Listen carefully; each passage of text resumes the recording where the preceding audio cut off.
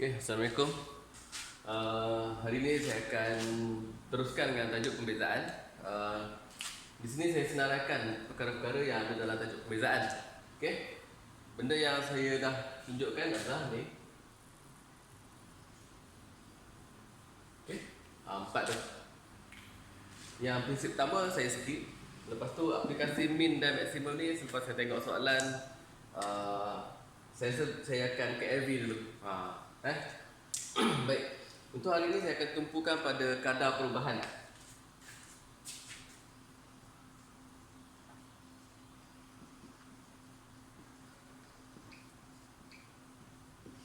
Okey, kadar perubahan. Bila kita sebut tentang kadar perubahan, kataan kadar ni menunjukkan dia melibatkan masa.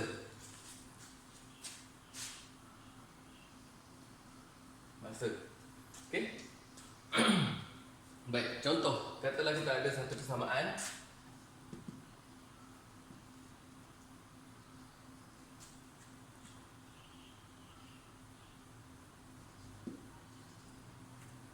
Okey. Persamaan dia ni. Okey. Dan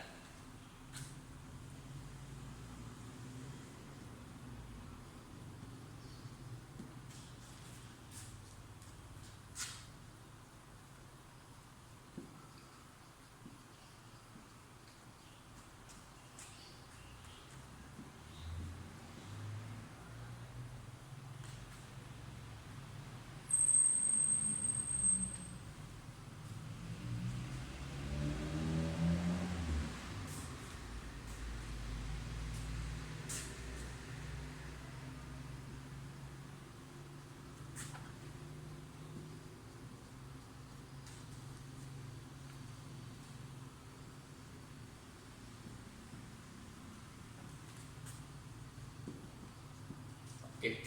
Contoh, katalah kita ada satu persamaan dan diberi kadar perubahan X ialah 2 unit per saat.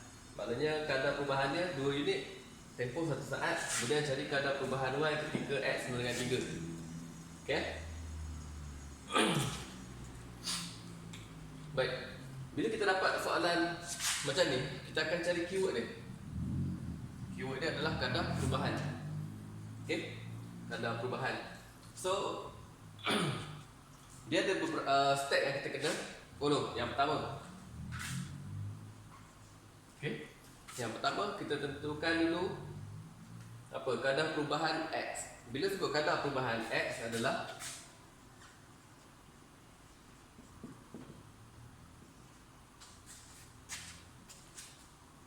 okey, kadar perubahan X maksudnya dx dt. Bila disebut kadar, okey, kadar perubahan X, okey, X dengan T, depannya dx dt. Kalau dia kata kadar perubahan Y, dy dt. Okey, so kadar perubahan X tu adalah maklumat yang diberi. Yang kedua kena buat apa? Yang kedua kita kena buat, okey, yang kedua kita kena buat pembezaan. Okey, kita kena buat pembezaan. Nanti saya akan tunjukkan kenapa kita kena buat yang tu. Dia tak banyak step pun, 3 step je. Baik, so yang ni, bila kita ni jadi apa ni? Okey, darab ke depan tolak 1. Okey, ada nilai X. Dia kata X pada ketika 3. Okey, gantikan lah. Bila ganti dah jadi 24/9. Okey. Baik. So dy dx 49. Yang ketiga, okey, gunakan kaedah berantai.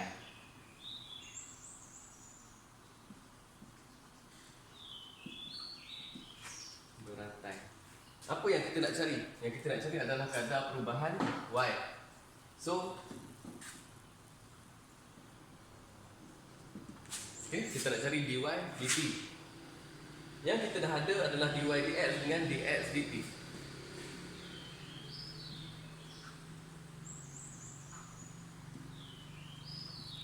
Okey. Kenapa kita kena darabkan? Okey, tengok Kita nak dy dt. dy dt. dy dt. Ini kat atas, ni kat bawah. Dx ni perantara dia. Maknanya kalau tengok kat sini, tengok pada formula ni, kita macam potonglah dx ni. Yang tinggal dy dt. Okey, tapi yang kita dah ada apa? Dy dx yang ni. Dx dt yang ni. Okey, kita darabkan. Jadi 98 apa unit? Itu satu. Baik. Soalan kadar perubahan ni, dia terbahagi kepada dua bahagian, iaitu yang melibatkan persamaan. Okey, dia terbahagi kepada dua bahagian. Okey. Yang pertama dia melibatkan persamaan. Yang kedua dia melibatkan bentuk. Bentuk. Okey, contoh. Contoh.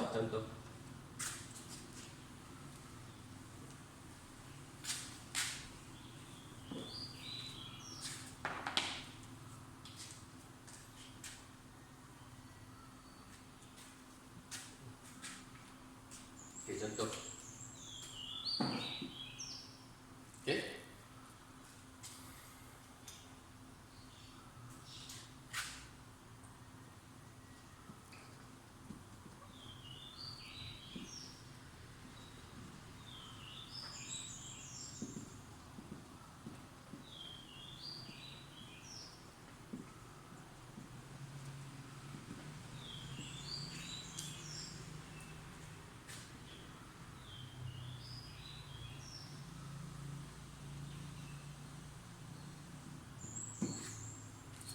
Diberi kadar perubahan jejari bagi satu bulatan ialah 3 cm saat negatif 1 ataupun 3 cm per saat. Baik.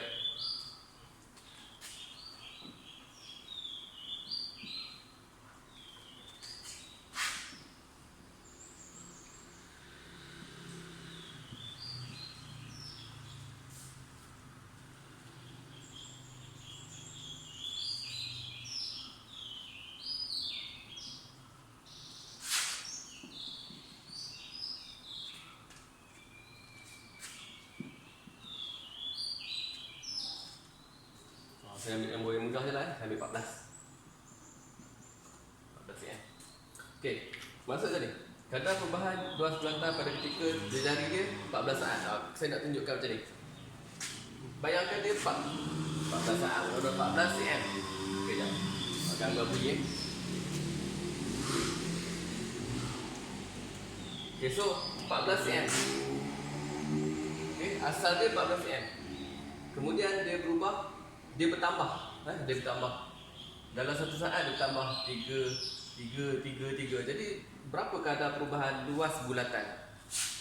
So untuk jawab soalan ni, yang pertama kita kena buat apa? Yang pertama, ikut urutan tadi. Saya tulis sini lah. Muat ada tu. Okey, yang pertama. Kita ambil maklumat yang dah ada. Ni apa? Kadar perubahan jejari.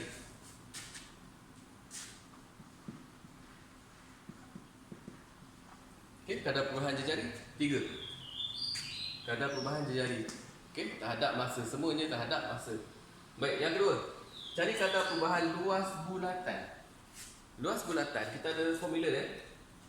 Nombor 2. Kalau tadi kita ada persamaan, sekarang ni persamaan ni kita kena wujudkan sendiri ya. Tapi bukannya benda yang susah pun, setakat luas bulatan je. Okey, luas sama dengan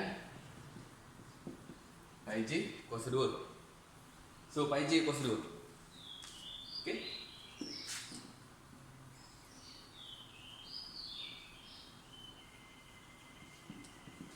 Kita buatlah dl dj. Kenapa dl dj? Sebab sini l, sini j. Okey. So dl dj dia akan jadi 2 pi j. Okey. Kalau bahasa Inggeris apa? Kalau bahasa Inggeris, A sama dengan A tu area.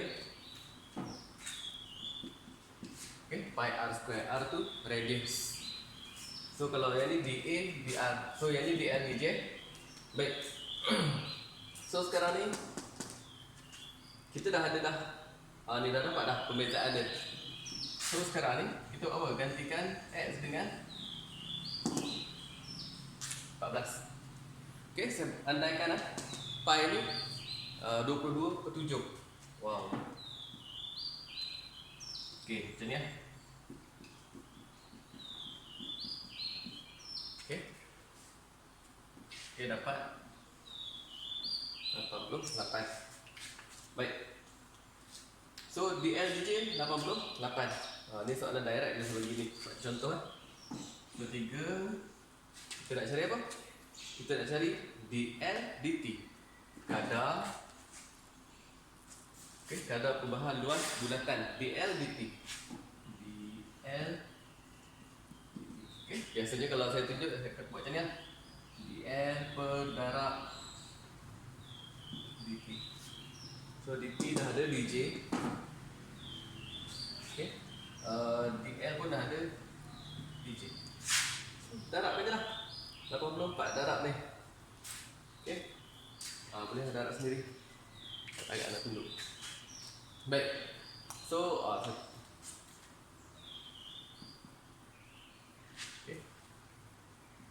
jangan lupa simbol dia. Simbol apa? Ni luas. Jadi simbol dia ending dia apa? Cm negatif. Sekejap. Simbol dia adalah cm kuasa 2 per saat. Alright. So yang ni lah maksudnya. Ada persamaan dan ada bentuk-bentuk tu bentuk bulatan yang sebagai yang contoh yang paling mudah.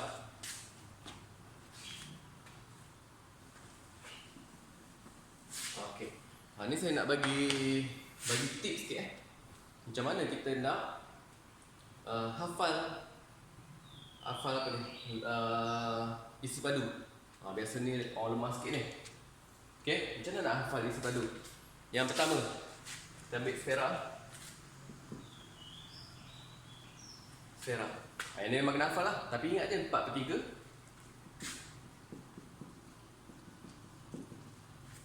4/3 pi j kuasa 3. So kalau kita buat pembezaan, ni isi padu Ni isi padu. Kalau kita buat pembezaan, bawa ke depan dia akan potong 3 tu kan. Dia tinggal dah.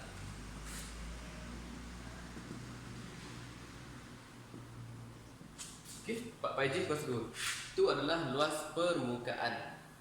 Sama lah bulatan. Bulatan tadi apa? Pi j kuasa 2.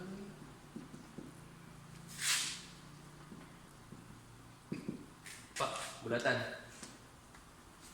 Tu jadi luas. Okey. Lagi, apa lagi? Okey, saya yang tu dulu. Lepas tu satu lagi. Ni tak ada kan. Tak ada lah ni yang saya tunjuk yang ni.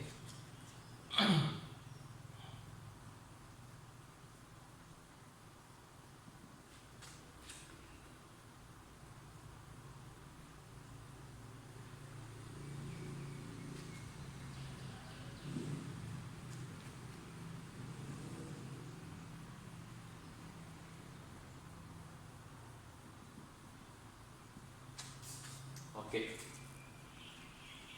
Ni silinder, ni kubus, ni kuboid. Baik. Apa yang kita nak tahu? Sebenarnya ketiga-tiga bentuk ni dia berkongsi apa? Ketiga-tiga bentuk ni dia berkongsi satu formula, iaitu tapak darab tinggi.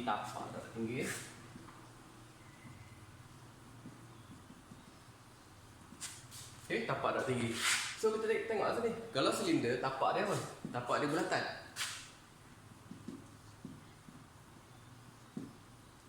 Okey, bulatan. Pi j kuasa 2. Darab tinggi.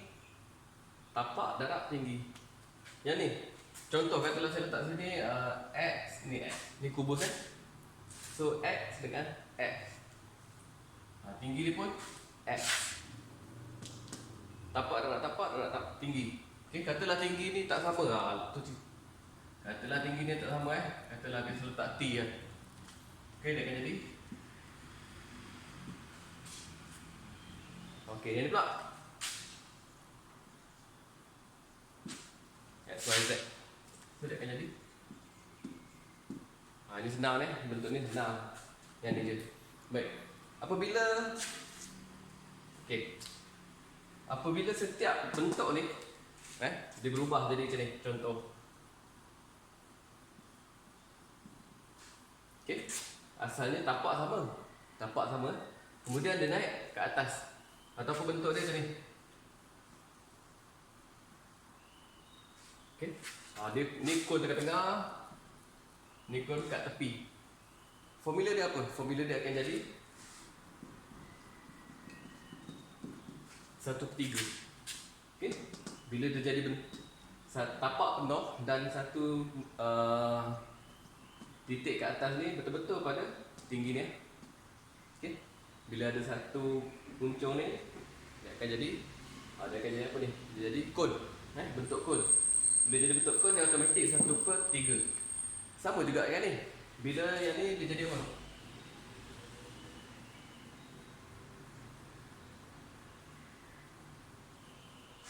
Okay, jadi piramid. Tak kira lah bucu ni dia tu kat mana-mana pun, asalkan dia pada satu titik ni, dia akan jadi 1/3. 2/3. Kalau saya letak ni X, dia akan jadi X kuasa 3. So bila dia bertukar bentuk jadi bentuk ni lah piramid. Kalau yang ni dia akan jadi kon. Dia piramid dengan kon dia bergantung pada apa? Dia bergantung pada bentuk tapak.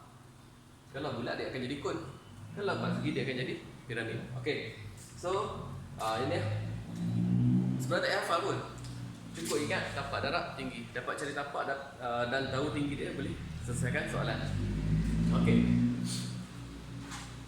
Baik. So itu dulu. Okey, kadar perubahan. Okey. Itu kadar perubahan. Okey. Nanti saya akan sambung pada tajuk perubahan kecil.